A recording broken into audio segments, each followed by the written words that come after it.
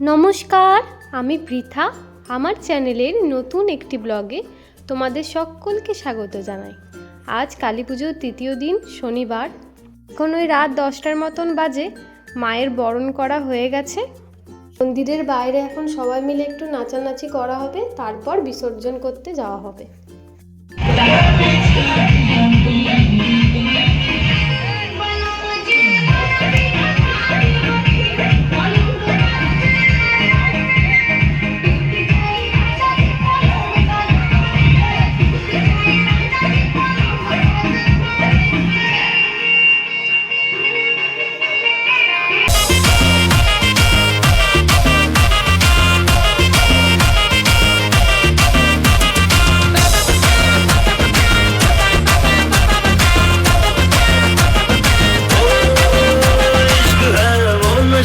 Sir पे चढ़ जाए तो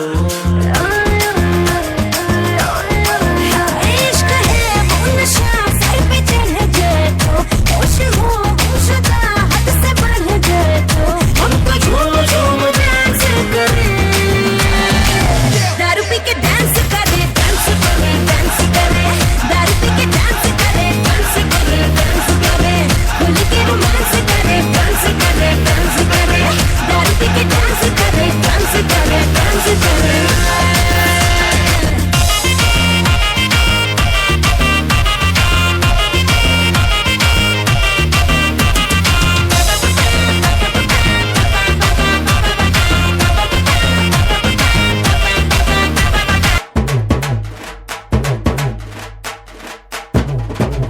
पूनम के चांद को घूंघट के नीचे छुपा के लाई तेरे लिए दुनिया से नजरें चुरा के। पीछे कुआं आगे मेरे खाई, तू ही बता जाऊं मैं कहाँ। मुझको दुआ किसकी लगी भाई, आके पधारा हूँ जो यहाँ। इल्ले फिकर आजा इधर, बीट पे लगा ले तू ठुमका। 1 2 3 4 get on the dance floor. 1 2 3 4 get on the dance floor. Booty shake, tapanga tu hardcore. Shoulder hitching, hitching party, hitching, hitching. Gimme, gimme, gimme, gimme, gimme, gimme some more. 1 2 3 4 get on the dance floor. Booty shake, tapanga tu hardcore. Shoulder hitching, hitching party, hitching, hitching. Gimme, gimme, gimme, gimme.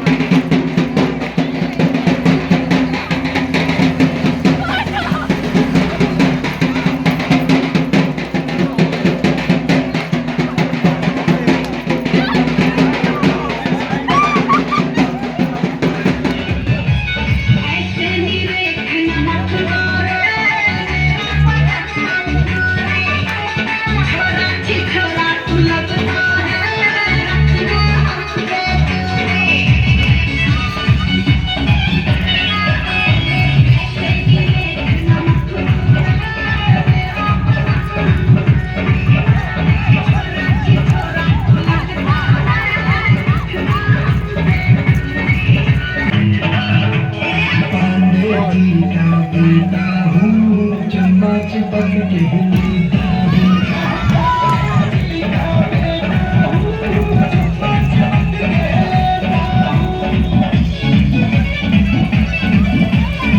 the booty, shake the top and do hardcore. Shoulder, hitchik, mitchik, body, hitchik, mitchik. Gimme, gimme, gimme, gimme, gimme, gimme some more. 1, 2, 3, 4, get on the dance floor. Booty shake, step on the hardcore. Shoulder, Hitchik, mitchik, body, hitchik, mitchik. gimme, gimme, gimme, gimme, gimme, gimme some more.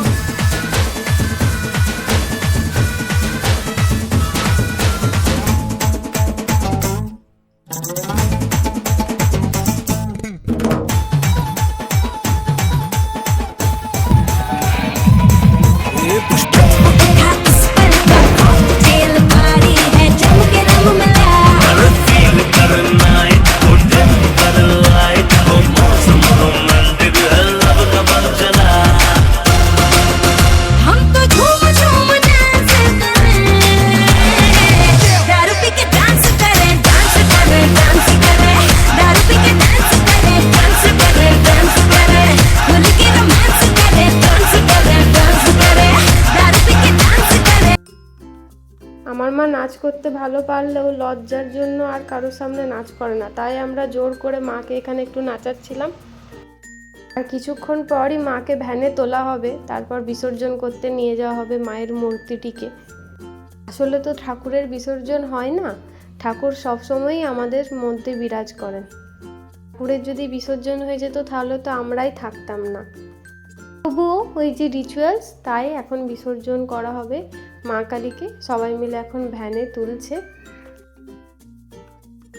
সবাই কত আশা করেছিল কালী পুজো আসছে, কালী পুজো আসছে, দেখতে না দেখতেই চোখের পলক না ফেলতেই কালী পুজো শেষ। আবার 1 বছরের অপেক্ষা, আবার 1 বছর পর মোটামুটি সবার সঙ্গে দেখা হবে, কথা হবে। বাড়ির এই কালী পুজোটা নিয়ে যে সবার মধ্যে কত প্ল্যানিং চলে।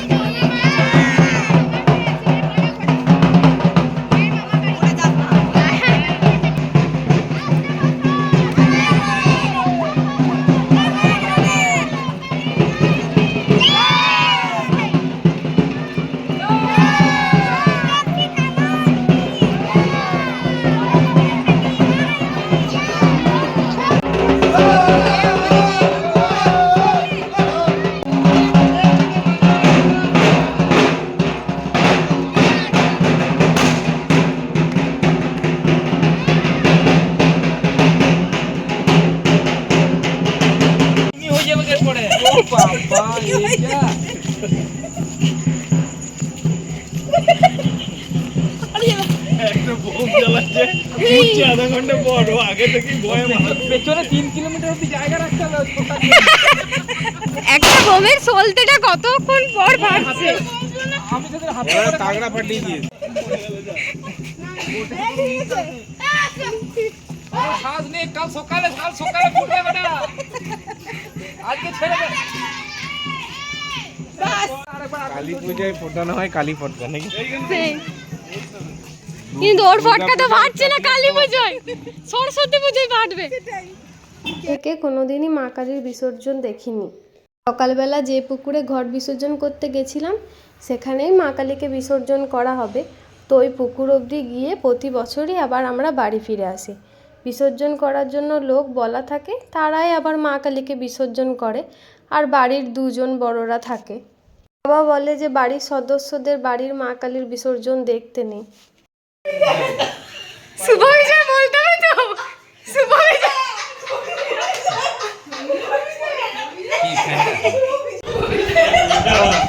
এক এক করে যাবে।